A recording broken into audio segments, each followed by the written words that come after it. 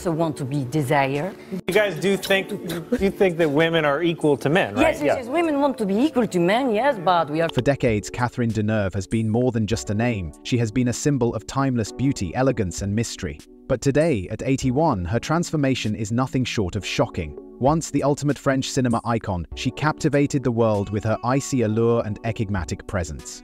Yet, while most stars fade with time, she remains as captivating as ever. How has she defied age in a way few can? What secrets lie behind her enduring charm and controversial life choices? From breaking cinematic boundaries to surviving scandals and personal tragedies, Deneuve's journey is one of reinvention and resilience. But what does she look like today, and what unexpected turns has her life taken? To understand who she is today, we must first look at where it all began. Catherine Deneuve was not just born into a family, she was born into a world of cinema, where storytelling was a way of life. Born Catherine Fabienne d'Orléac on October 22, 1943 in Paris, France, she was raised in an environment where the stage lights never truly dimmed. Her father, Maurice d'Orléac, was an actor and voice artist, while her mother, Renée Simonon, was a theatre actress known for dubbing Hollywood legends into French. It was a household filled with creativity, where dialogue from classic films often echoed in the background. Yet, despite being surrounded by cinema, Catherine never imagined herself on the big screen. As a child, she was drawn to beauty and design. Her earliest dreams had nothing to do with acting. She wanted to become an interior designer or an archaeologist, fascinated by the idea of building, restoring, and uncovering hidden histories. She preferred quiet artistic expression over the unpredictable chaos of the film industry. But fate had other plans. Catherine's introduction to acting was not born from personal ambition, but from her family's deep-rooted connections to the industry. Her older sister, Françoise d'Orléac, was already on the path to stardom, effortlessly embodying the charisma and confidence of a leading lady. Françoise became Catherine's greatest inspiration, pushing her younger sister to consider acting as more than just a family tradition. Encouraged by her, Catherine hesitantly stepped into the world of film, landing her first minor role at just 13 in Les Collégiennes, 1957. But tragedy struck in a way that no script could have prepared her for.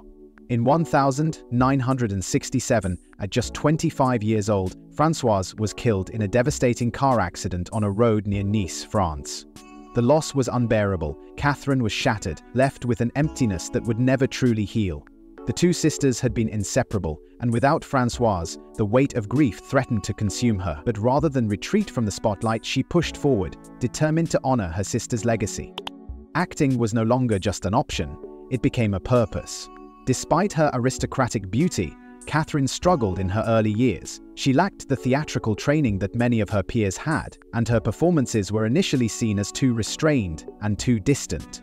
Filmmakers overlooked her in favor of more expressive actresses, and she often found herself playing forgettable roles in low-budget productions. But she was learning, observing, and waiting for the moment when everything would change.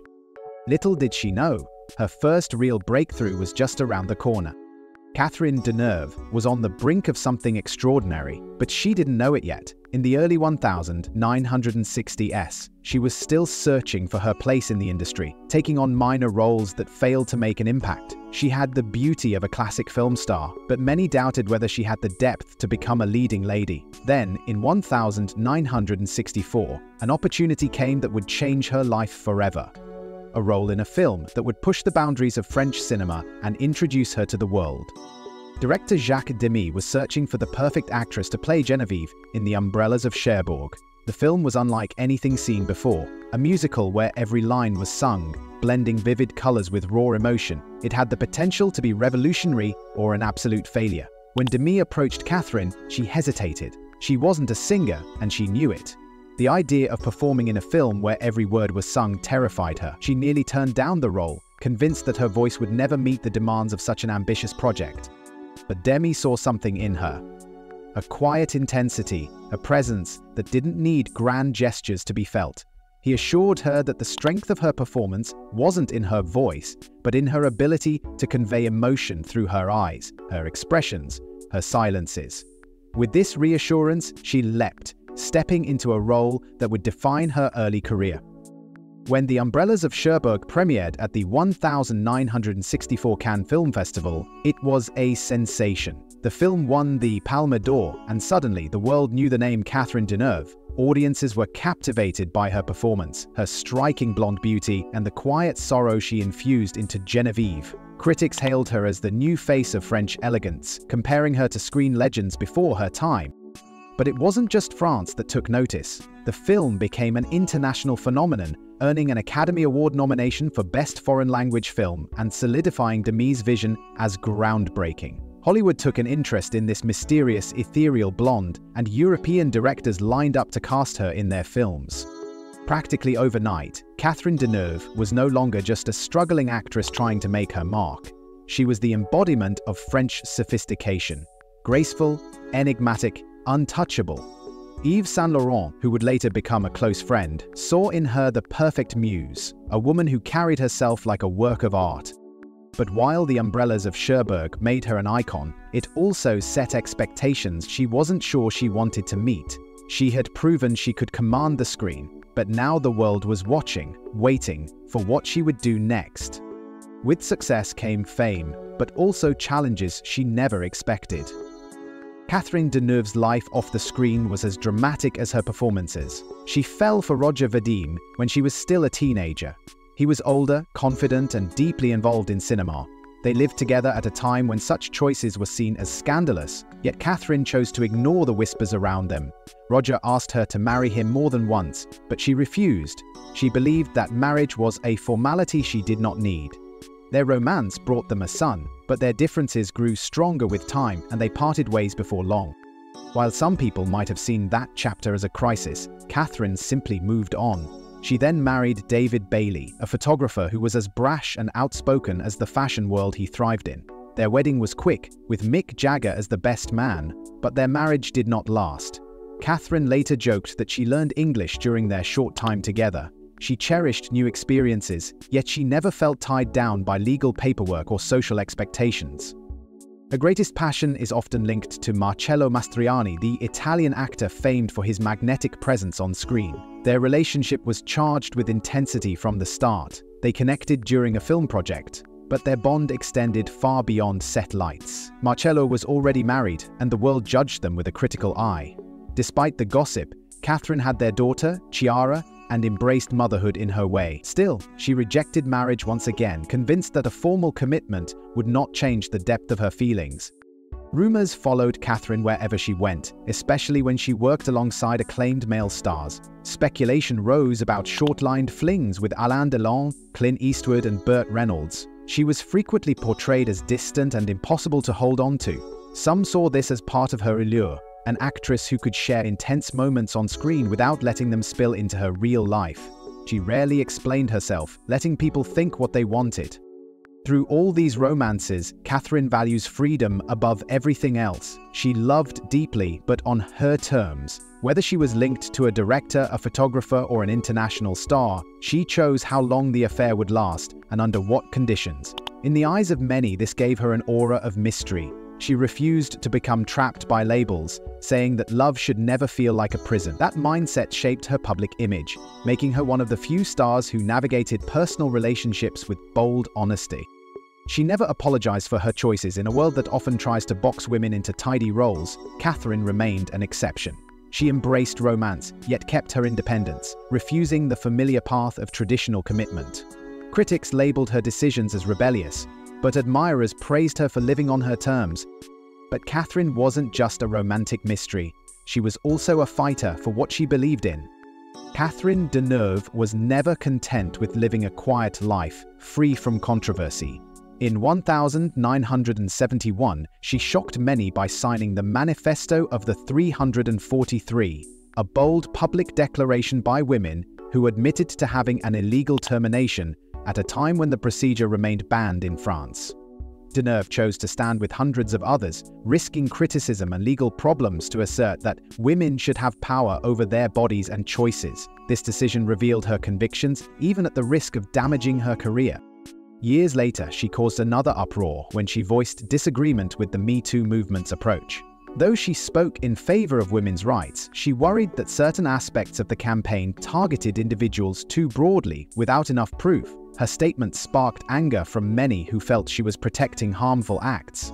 Instead of offering a typical apology, she clarified her stance by calling for discussion and fairness. Critics refused to grant her the benefit of the doubt, yet Deneuve did not back down, remaining as outspoken as ever.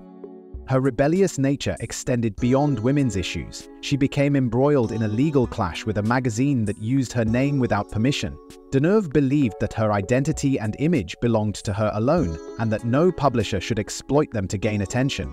The case went to court, and she successfully forced the publication to change its title, reminding everyone that she would not allow others to profit from her legacy without her agreement. In Hollywood, her popularity and box office potential were undeniable, but she refused to sacrifice her identity for a chance at bigger roles. She turned down scripts she believed were shallow or disrespectful to her heritage. French cinema was her home, and she rejected the practice of adapting herself to the demands of an American system that often insisted on a specific brand of star power. Instead, she centered her career in the French industry, where she could pursue material that matched her taste and sense of self. This choice meant turning away from high-profile opportunities, but it also cemented her reputation as an artist who did not compromise. Throughout her life, Catherine Deneuve has displayed the same courage she showed when she signed the Manifesto of 343. Whether people loved her or rejected her, she stood firm in her convictions. In every battle she fought, she spoke with a clarity that few stars ever dare to show. She has never apologized for her positions, and that is exactly what makes her a rare presence in cinema. She shattered stereotypes on screen and off, proving that a celebrity can be beautiful, strong, and outspoken all at once. She never bowed to anyone who demanded she be less than her authentic self. Her stance on social and political issues left a mark on the industry, showing that success in cinema does not mean abandoning personal ideals. In an era when many kept quiet to preserve their careers, Deneuve spoke out, often facing harsh criticism. She stood apart as someone who would not trade her beliefs for acceptance or safety. But despite her strength, time was beginning to take its toll. Catherine Deneuve did not only face public controversies, she also fought a private battle that lasted for years. Her cigarette habit was no secret, and at times she reached 3 packs a day. It started when she was still very young, and the stress of constant attention made it worse. On film sets, a cigarette became her companion's intense moment. Some observers found her smoking intriguing, adding to her cool image. But her loved ones worried about the damage it could do. She acknowledged that it offered some comfort, yet she was aware of the harm it caused to her body. She tried to stop more than once. She experimented with patches, hypnosis, and support from close friends, hoping to leave cigarettes behind. There was a period in the mid-1980s when she stayed away from them for a few years, but pressures in her private life drew her back to the habit. This pattern continued, with each attempt showing promise but never lasting. Along the way, her fans witnessed her struggles, often hoping she would step away from such a risky choice. In 2019, she suffered a stroke while working on a film project. Reports indicated that she was taken to a hospital at once, where medical staff insisted on major lifestyle changes. This event shook her more deeply than anything else she had faced. She paused all professional commitments and focused on recovery, realizing how delicate life could be. Supported by people who cared about her, she worked her way back through physical therapy and a controlled routine. She managed to regain mobility, although many assumed she might leave the screen for good. Instead, she surprised them by slowly returning, determined not to be defined by a health crisis. When she returned, she did so with a changed mindset. She chose to give up smoking entirely, tying her commitment to film with her well-being. She also became more thoughtful about the roles she accepted. From that point on, every project had to mean something to her.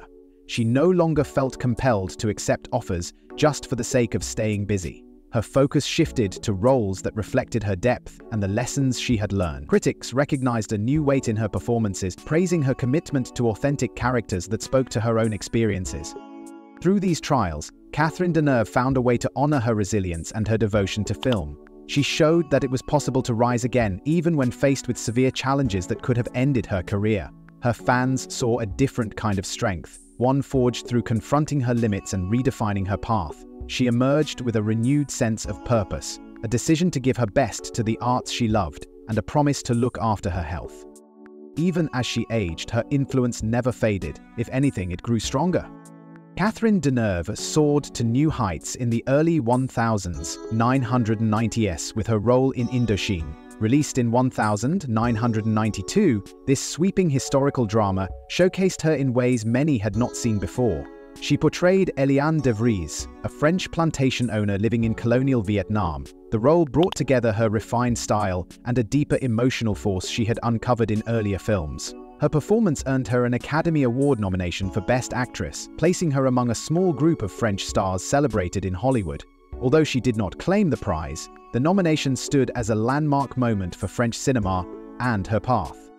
Beyond film, Catherine's image spoke to the very heart of French pride. She served as Marianne, the figure of the French Republic, from 1985 to 1989. This honor, usually given to those who stand for freedom and dignity, showed that she was viewed as someone who crossed boundaries. People admired her boldness and the poise she brought to every stage and screen. In the fashion world, Catherine carried the same grace that drew attention from the start of her career.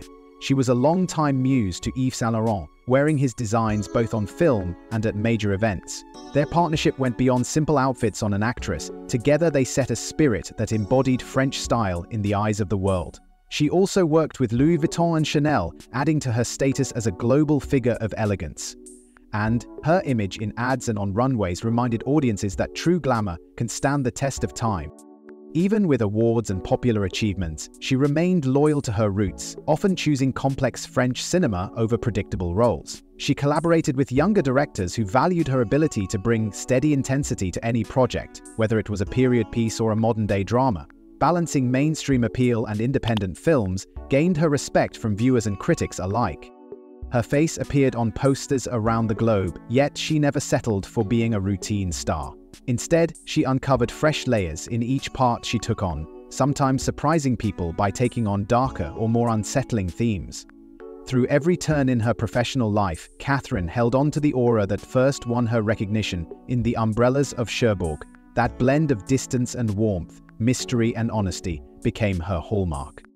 She stands as an artist, a personification of French culture, and a reminder that cinema can be both grand and personal. Many upcoming performers look to her for examples of poise and subtle power. Time has not erased her name or her impact. She remains one of the most admired actresses in the world, showing that lasting success is about more than a moment. It is about remaining true to who you are. But what about today? What does life look like for Catherine Deneuve at 81? As Catherine Deneuve enters a quieter stage of her life, she finds comfort in the calm of the French countryside. She once owned a beloved country estate, but in 2014 she sold that property for $5,400,000, choosing a simpler way of living away from crowded places.